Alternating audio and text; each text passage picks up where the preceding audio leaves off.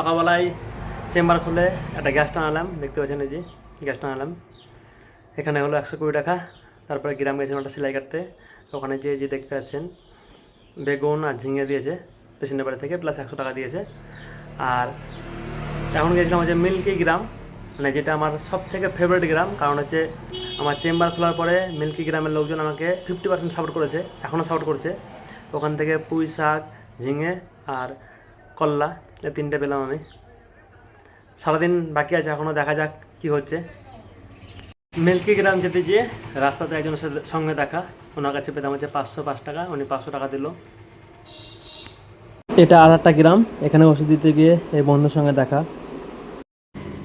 গ্রাম থেকে একটা ফোন এলো, মানে একটা পেশেন্টের ডিহাইড্রেশন হয়েছে, গায়ে জল কম, হসপিটাল গেছিলো, যে স্যালাইনের জন্য বলেছে, হসপিটালে থাকার কেউ নেই, সেই জন্য আমাকে ফোন করে ডাকলো, তা যাচ্ছি। পাই গিয়েছিল কবে? এতদিন ইঞ্জেকশন করতেছো তুমি? আজকের এই পেশেন্টটা শেষ, এখন বাজছে 10টা 39, আর পেশেন্ট দেখবো না। তো টাটা, বাই বাই, সবাই ভালো থাকবেন, সুস্থ থাকবেন, দেখা হচ্ছে নেক্সট ভিডিওতে। আর সমস্ত পেশেন্টের ভিডিও করা সম্ভব নয়, বুঝতে পারলেন।